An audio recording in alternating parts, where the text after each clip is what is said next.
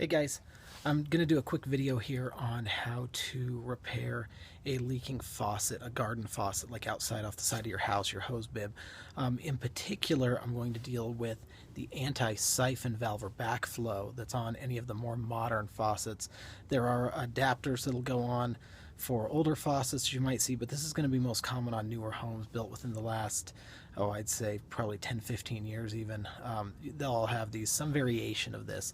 So what I'm going to show you is mostly going to deal with that, although I'll show you a little bit on how to deal with another sort of leak. So let's take a look. One of my clients contacted me about a faucet of this style. I'm pretty sure it's the identical faucet, and he's got water. When he runs it, water is leaking out from under this cap right here.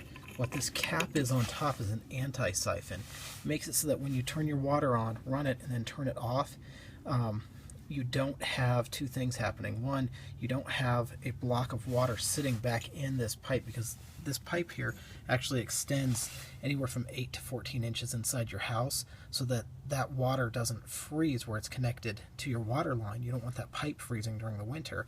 So this shaft goes all the way back in, and the valve is actually far inside your house on the other side of the insulation.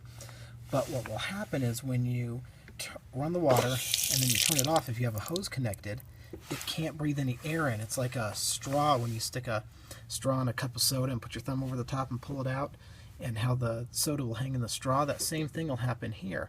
No air can get in, so it can't release the fluid. So you've got water back inside that pipe, then the cold comes and it'll actually freeze and burst your faucet, even though you don't have the water on. So first thing, during the winter, unhook these things. But this is going to help prevent that a lot of times, and it's also going to keep water from siphoning back in into the house. You don't want to risk water that's been in this hose ever going back in. By breaking the siphon, water dumps out. Now there's air, there's no way to create a suction. So what his problem was is when he runs the hose, he said more water is coming out this top here, bubbling out underneath this cap, than is coming out the hose. So that's what I'm going to show you how to deal with today. The other thing I'm just going to touch on is if you have a leak around here, you can actually take it as far as repacking the assembly back in there, but I'm not going to get into that today.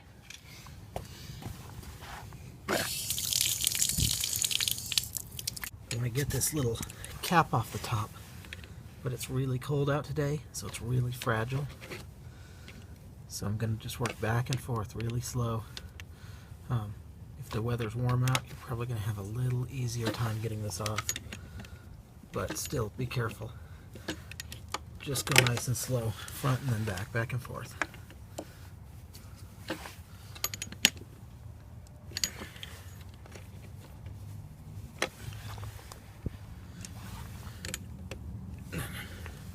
Once you've worked this cap off all the way, you get to a little bonnet and poppet assembly. This is really similar to what you're going to have on your sprinkler backflow. The trick, if this isn't frozen, is just to unscrew this guy.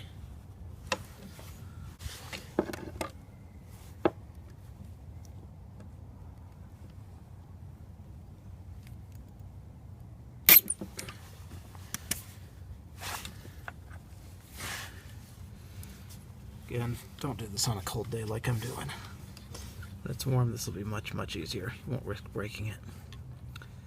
So this little top section comes out.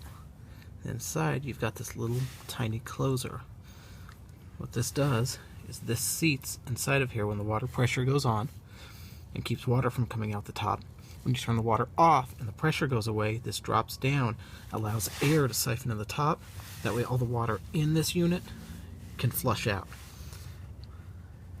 So what you want to do is pull this out and just check for any debris. Now this one's clean, I knew it would be. But what you'll find is a lot of times just around here you'll find little bits of debris. So look there or inside of here, take it inside, flush it out, and while you've got it open, go ahead, turn it on and let it flush out. Check inside this top hole, just make sure that there's nothing that looks foreign there.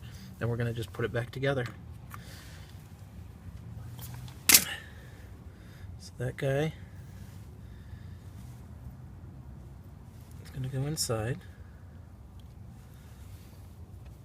whole assembly. It's just going to screw back in.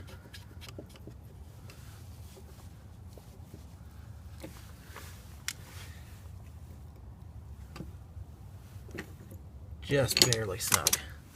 And pop this cap back on.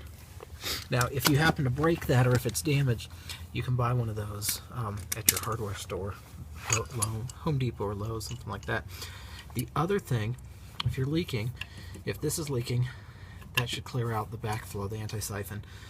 But if you are leaking around these threads, the other thing you can do is get a wrench,